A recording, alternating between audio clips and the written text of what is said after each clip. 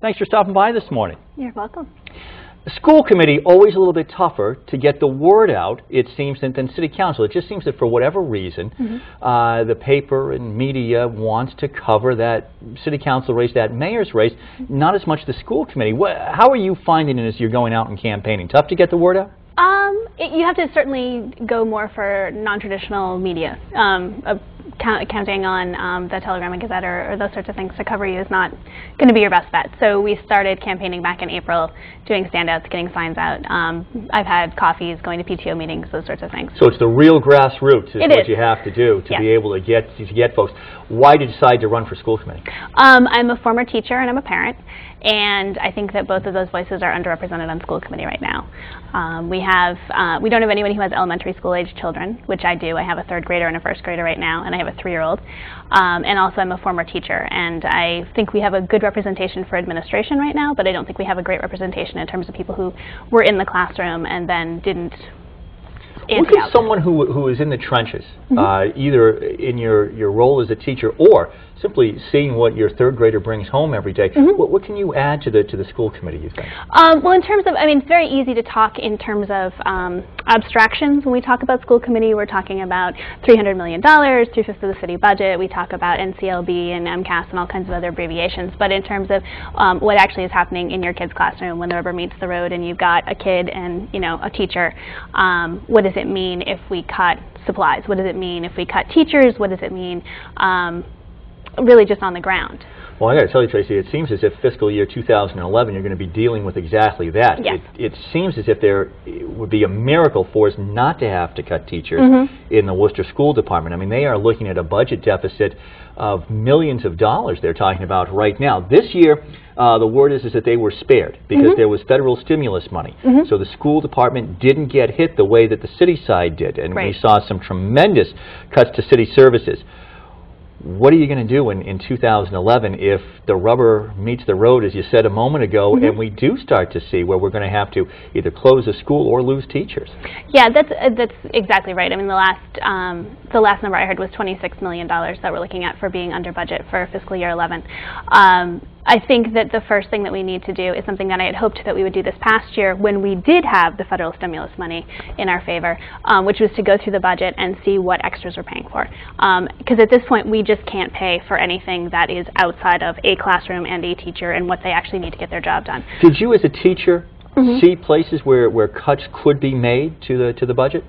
I think so, or rather I saw things where we could be paying for them in ways that are outside of the budget. So, for example, we can't actually fundraise to pay for a music teacher. It's against Massachusetts state law. But we could keep a music teacher on staff and fundraise for things that are outside of the classroom. We have teachers' academies and all kinds of other things, which are great, don't get me wrong.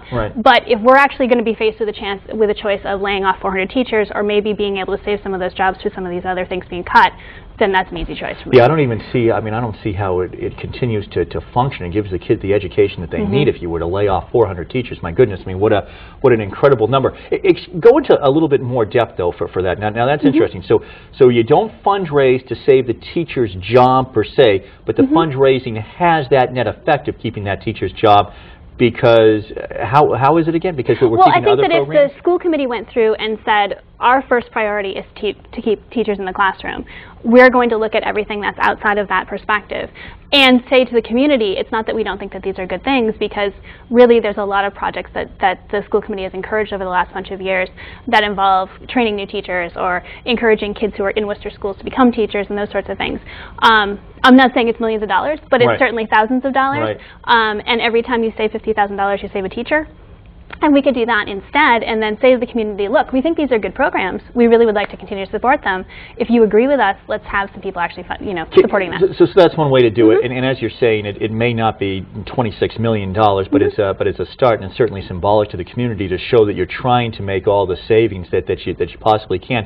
Are there revenue streams that you could see that would come in that might actually get you millions of dollars, or is it wholly dependent on what the state can do? That's interesting, because I think that one of the questions which has been asked by the state legislature of Worcester is, of course, the $12 million tax levy. Under the cap of yes. 2.5, yes. And I think that when we start going into Boston and having these conversations around Chapter 70 funding, I think we're going to start getting some hard questions from the state legislature about what we're doing at home.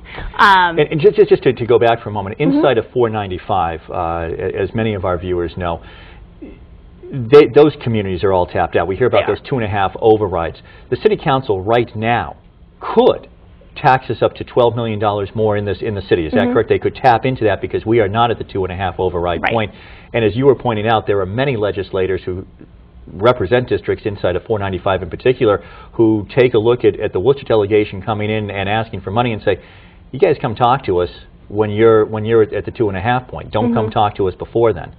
So that is difficult. And that's a tough conversation because I know that there also are counselors who are looking at constituents who already are just struggling to keep their ends together and to say, well, you know, gosh, this is the time to hit them with an extra $300 on their tax bill. Sure, because we're all stretched to the max as taxpayers, absolutely. All right, did I get the impression from a couple of things that you had said earlier that you thought that perhaps the school committee over the last several years could have been more proactive?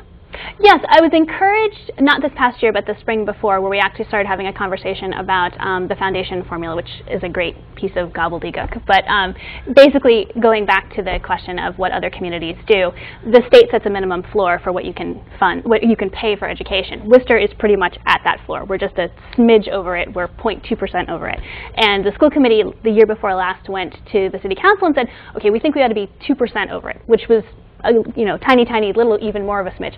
And people went ballistic. And that was really when I started to be paying more and more attention. I started a blog, which is hooster.blogspot.com, where I just was following what was going on and saying, you know, in terms of what we're doing for our kids and what we're doing for education, this is not a huge request to be making. Now, of course, that seems like ancient history now that we're talking about raising, increasing budgets rather than cutting budgets. But in terms of actually getting the word out and being proactive, that was very encouraging. And I think that's something that needs to continue because the school committee only has the power to decide how to spend their money. They don't get to set their own budget. That is actually set by the city council. So the school committee really has to go to the city council and say, okay, here's what we need. Here's what we need in order to get our job done. 30 seconds left. Why Tracy Novick for school committee? Because we need parents and we need teachers on the school committee. There you go. It's less than 30 seconds. I like that. Thanks so much for stopping by, You're welcome. Tracy. Appreciate it. Right here on